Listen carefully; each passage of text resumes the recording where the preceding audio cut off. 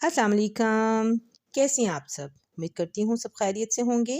अल्लाह पाक सबको अपने हिफ्ज़ व अमान में रखे, मुसीबतों और परेशानियों से महफूज रखे। आमीन सुम्मा आमीन। तो आज का व्लॉग शुरू करते हैं। धूप बहुत अच्छी लगी हुई थी, तो हम लोग सब छत पे आ गए और धूप ज़ाहिर है इतनी सर्दी है तो धूप सेकने का भी बड़ा दिल करता है, तो फिर हम लोग भी सब बच्चों के साथ छत पे आ गए थे।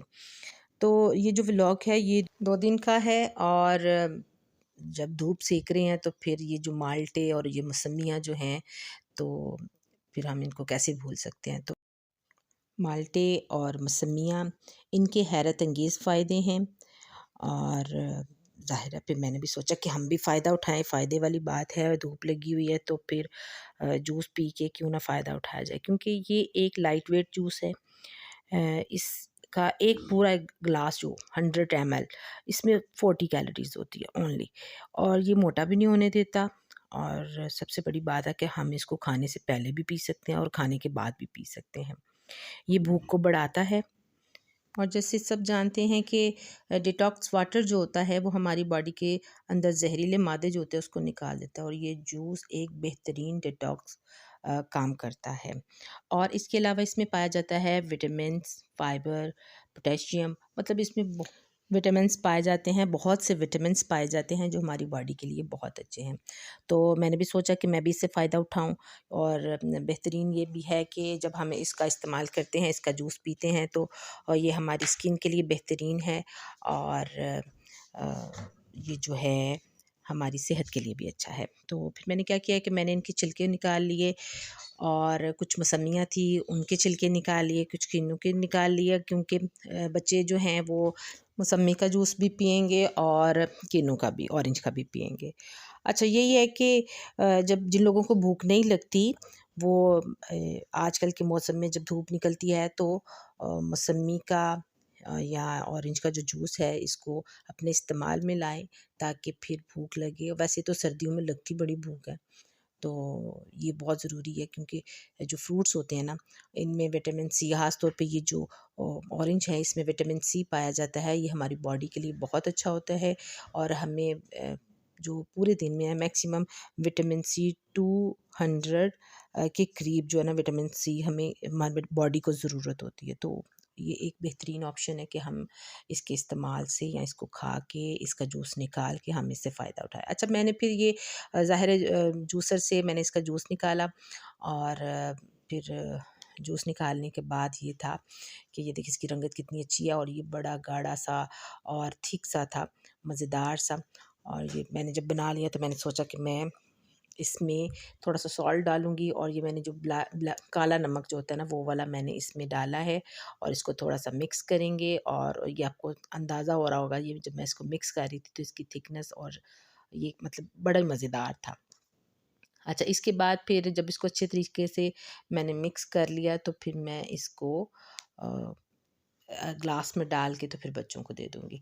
तो वैसे भी ये मुझे बड़ा मज़ेदार लगता है और बड़ा अच्छा लगता है, और आजकल बेहतर है कि बंदा ये जो चीज़ें ना घर में ही बनाए और बच्चों को भी पिलाए, घर वालों को भी खिलाए-पिलाए और ख़ुद भी खाए। और फिर मैं ये लेके बच्चों के पास आ गई कि मैं इनको दूँ, और ये बच्चे यहाँ पे पेपर क्राफ्ट कर रहे थे, तो मैं इनको बार-बार यही कह रही थी कि आप पी लो, फिर मैं आप यहाँ से लेके ग्लास तो किचन में चली जाऊँगी। तो मैं फिर इसी का इंतज़ार कर रही थी कि बच्चे भी जो है ना पी लें, और मैं भी ज़ाहिर है इससे लुत्फ़अंदोज़ होंगी। तो वो पहले कह रही थी मम्मा मैं यहाँ पे ये पेपर बना रही हूँ तो आप मेरी भी वीडियो बनाएँ। ख़ैर ये मेरी बात मान ली इन्होंने, और फिर मैंने इनको पीने के बाद मैंने पूछा बताएँ बच्चों जी कैसा है? तो फिर उन्होंने का पास कर दिया कि मम्मा घर का अच्छा है।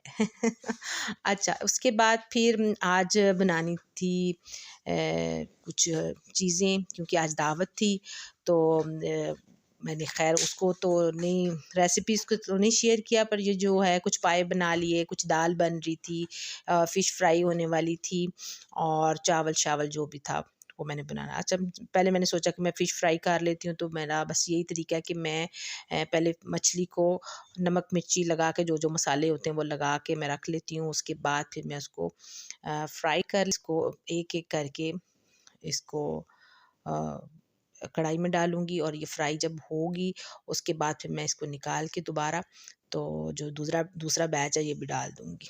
अच्छा दावत में ये है कि हम लोग जो है आज सारे इकट्ठे हो रहे थे, तो यही था कि खाना-पीना कुछ अच्छा हो, सर्दी के मुताबिक कुछ पाए हों, चिकन हो, मछली हो, तो ये तैयार हो गया था, तो मैंने सोचा कि ये मैं आपके साथ शेयर करूँ।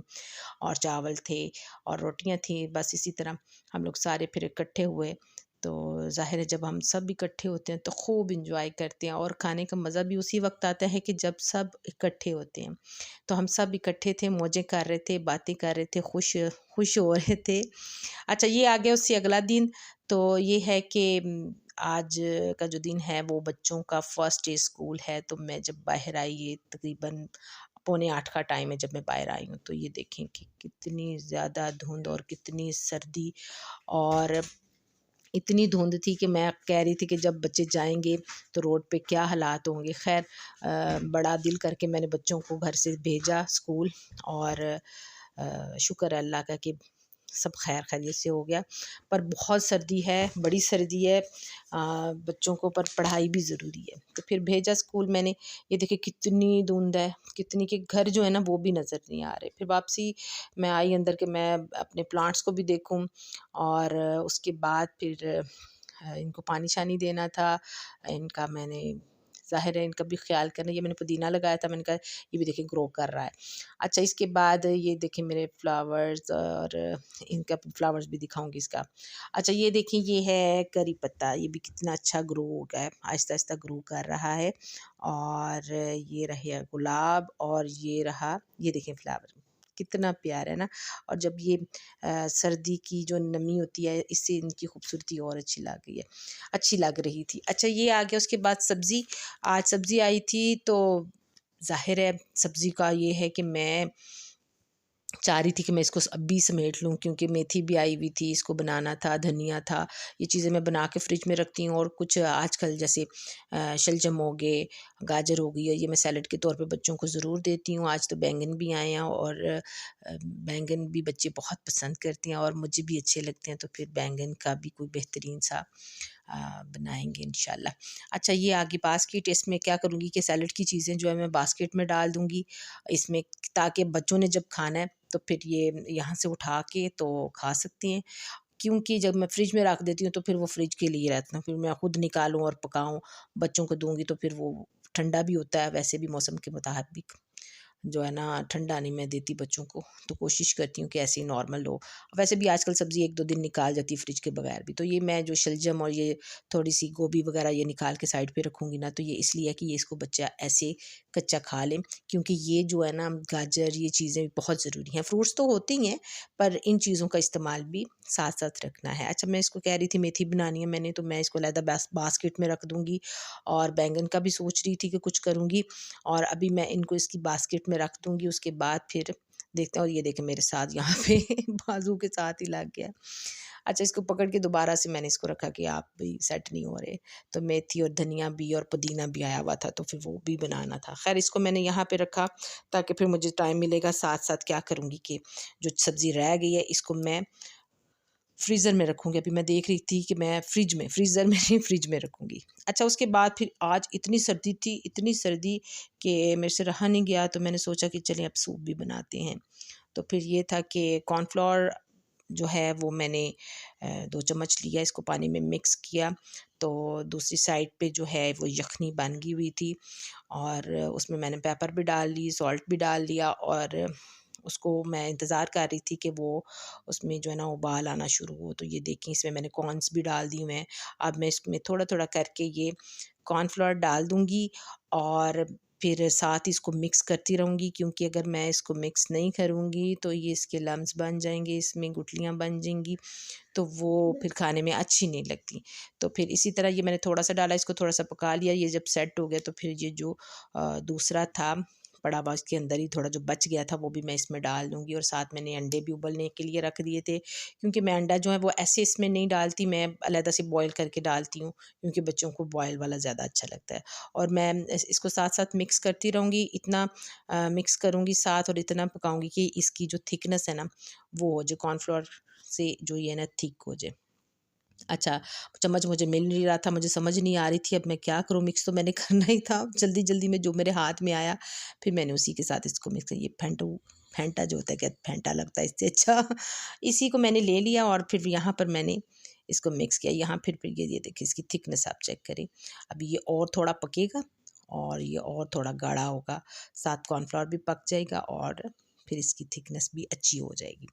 और अब सर्दी जितनी है ये इस तरह की चीज़ बड़ी ज़रूरत है और ये होनी भी चाहिए और ये बच्चों को तो बहुत मतलब आजकल इस चीज़ का ख़्याल करेंगे, ठंडी चीज़ों से परहेज़ और थोड़ी गर्म जो बॉडी को हीट अप करे, वो ज़रूर बच्चों को दें।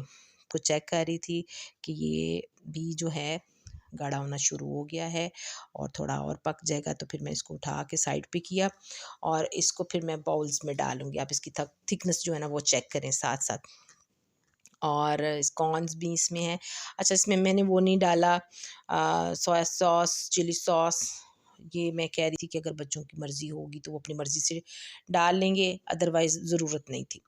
ठीक, ये हो गया। इसके बाद ये अंडा था बॉयल किया हुआ तो फिर ये थोड़ा जो है मैं इसको ऐसे काट लूँगी और कुछ जो होते हैं ना बच्चे वो बिल्कुल ही चॉप हुआ हुआ यूज़ ये देखें जैसे एक साइड पे मोटा वाला है, दूसरी साइड पे चॉप हुआ वाला है तो वो मैंने डाल दिया इसमें ताकि जिसकी जो मर्ज़ी है वो इस तरह से अपना खा ले। अब ये रही मेरी कटोरी, मेरा वाला बाउल तो मैं फिर इसको भी मैं भी गरम-गरम खा लूँगी और ये मुझे बड़ा अच्छा लगता है, मुझे भी पसंद है और ये आजकल की सर्दी में तो बहुत बड़ी नेमत लगती है।